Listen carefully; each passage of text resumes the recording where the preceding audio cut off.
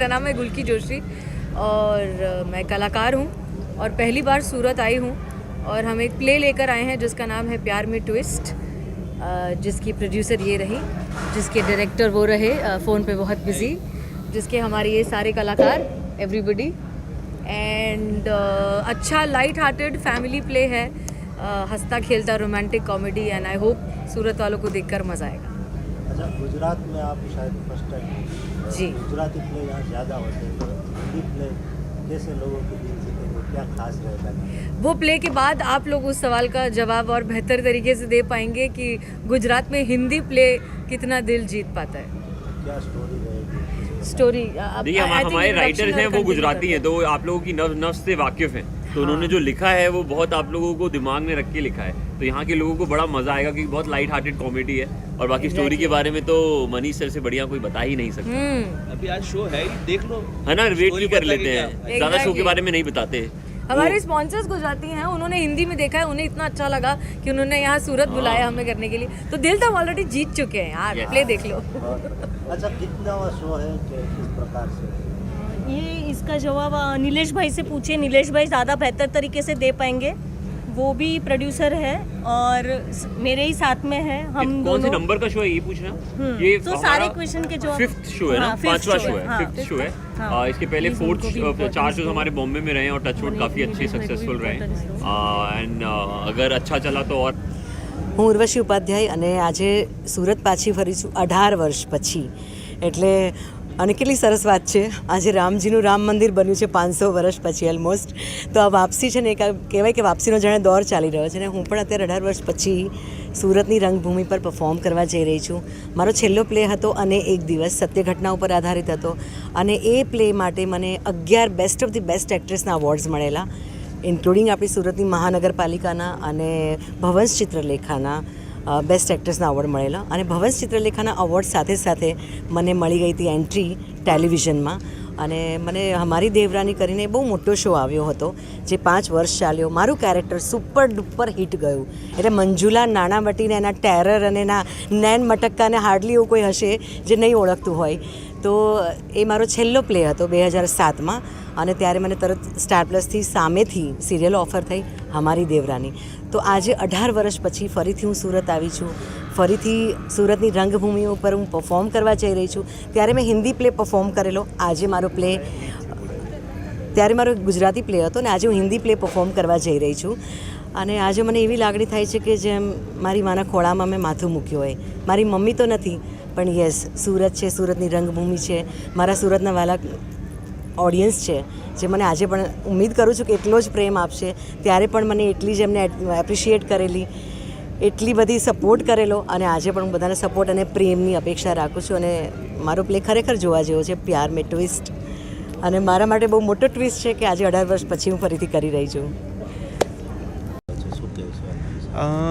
Actually કેવું છે ને કે લોકોને ડ્રામા પ્રત્યે એટલો અવેરનેસ નથી, તો આ કોન્સેપ્ટથી અમે એ જ કરી રહ્યા છે કે લોકોને એક અવેરનેસ થાય, લોકો સુધી એક સારા ટોપિક, એક સારા અવેરનેસ પ્રોગ્રામો પહોંચે અને જો કે આપણી સુરતની પ્રજા એવી છે કે બધી જ વસ્તુ એક્સેપ્ટ કરે જો એને સારી રીતના પ્રેઝન્ટ થયેલી હોય, તો આ અમે એક સારી રીતથી પ્રેઝન્ટ કરી અને લોકોના મન સુધી પહોંચવાની એક કોશિશ કરી રહ્યા છે।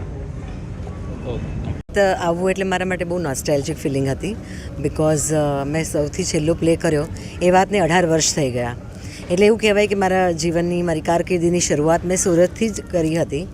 સુરતના થિયેટરમાં ગાંધી સ્મૃતિ ભવન પર સૌથી પહેલો મેં પગ મૂક્યો હતો અને કેવું, મેં જ્યારે સૌથી પહેલાં ભવંસ ચિત્રલેખામાં બેસ્ટ ઓફ ધી બેસ્ટ એક્ટ્રેસનો અવોર્ડ મળ્યો 2007ની વાત છે અને ત્યારે કંઈ ફેમિલીમાં એવી વાત ચાલી રહી હતી કે ભાઈ હવે બસ તારા પ્લે બંધ કર, બહુ નાટકો કર્યા, હવે સેટલ થઈ જાઓ। તો એ મને ફેમિલીમાંથી કહી દીધું હતું કે આ મારો જીવનનો લાસ્ટ પ્લે છે એન્ડ આઈ વોઝ ક્રાઇંગ કે ભવન્સમાં પ્લે કર્યા પછી બેઠીને આઈ વોઝ ક્રાઇંગ કે હવે યાર હવે રંગભૂમિને અહીં બધું છૂટી જશે, પણ ત્યારે જ મને શોભના દેસાઈ हमारी देवरानी માટે સ્ટાર પ્લસના શો માટે પૂછ્યું કે તે તો આટલું સરસ પરફોર્મ કર્યું તો રેડી કેમ રહી જાય? મેં કીધું કેમ કે અમારો છેલ્લો પ્લે છે, તો એ હસવા માંડેલા કે હા તારા જીવનનો છેલ્લો પ્લે છે, કેમ કે આજ પછી તું ડેલી સોપ કરશે, સિરિયલ્સ કરશે, સ્ટાર પ્લસનો બહુ મોટો શો આવી રહ્યો છે અમારી દેવરાની અને તને હું મેઇન કેરેક્ટર ઓફર કરી રહી છું, તો એમ કહેવાય કે 2007 પછી આજે હું કરી રહી છું, સુરત પાછી ફરી રહી છું અને ફરીથી એ જ સુરત અને એ જ રંગભૂમિને એ જ મારા લોકોને મારા માટે, એટલે હું શબ્દોમાં કદાચ એને આવરી નથી શકી રહી કે મારા માટે એ ફિલિંગ કેટલી બધી ખાસ છે, કેટલી પ્રેશિયસ છે. પણ સુરત આવું એટલે એમ કહેવાય કે આજે મારી મમ્મી નથી, પણ સુરત આવું એટલે મને એવી લાગણી થાય કે જે મેં મારી માના ખોળામાં માથું મૂક્યું હોય. હેલો, મારું નામ ટીના હાથીવાલા છે. હું પોતે એક ઇવેન્ટ ઓર્ગેનાઇઝર છું અને ઇઝી હોલિડેઝમાં માર્કેટિંગનું કામ કરું છું. આજે હું બીજલબેન સાથે જોડાઈને એક આ ડ્રામા લાવી રહ્યું છું જે હિન્દીમાં છે, સંજીવ કુમાર ઓડિટોરિયમમાં. એનું નામ છે પ્યાર મેં ટ્વિસ્ટ અને જેના કલાકારો છે ગુલકી જોશી, રોમા અરોડા, અંકિત રાજ, ઉર્વશી ઉપાધ્યાય અને અજયભાઈ પારેખ. અને આ હિન્દી ડ્રામા છે અને એની સ્ટોરી ઘણી સારી છે કે એક એરોગન્ટ, એક બિઝનેસ ઓરિએન્ટેડ છોકરી પોતાના મમ્મી પપ્પાને કહે છે કે મને અંબાની ફેમિલી જેવું જ ફેમિલી જોઈએ છે, પણ મમ્મી પપ્પા એને કઈ રીતે સમજાવીને ટ્વિસ્ટ કરીને એને શું કહેવાય મેરેજ માટે રેડી કરે છે કે નથી કરતા, એ આખું ટ્વિસ્ટ છે ને આ ડ્રામામાં તમને જોવા મળશે. ખૂબ જ મજા આવશે. તો આઈ વિશ કે તમે બધા પણ જુઓ અને માણો. Thank you. જી, તમારું નામ? બીજલ દેસાઈ. બીજલભાઈ, શું પ્રોગ્રામ જવા થઈ રહ્યો છે? પ્યાર મેં ટ્વિસ્ટ નામનો પ્રોગ્રામ થવા જઈ રહ્યો છે.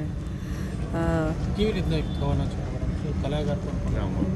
ડ્રામા છે એક, અને એમાં ગુલકી જોશી છે, અંકિત રાજ. જે ગુલકી જોશી જે છે તે હસીના મલિકનો રોલ કરેલો છે જેમણે મેડમ સર સિરિયલમાં, અને અંકિત રાજ છે જે પરશુરામ સિરિયલમાં જેમણે રોલ કરેલો છે, અને રોમા અરોરા છે જેણે કથા અનકઈમાં રોલ કરેલો છે. તો એ જ મેઇન સ્ટાર છે એમાં, મેં પ્યાર મેં ટ્વિસ્ટમાં. ઉર્વશીબેન અને અજયભાઈ પણ છે. હા મેડમ, સુરતમાં મોટાભાગે ગુજરાતી નાટકો થતા હોય છે, તો હિન્દીનો આપણો પહેલો પ્રયોગ છે, શું કહેશો એના વિશે?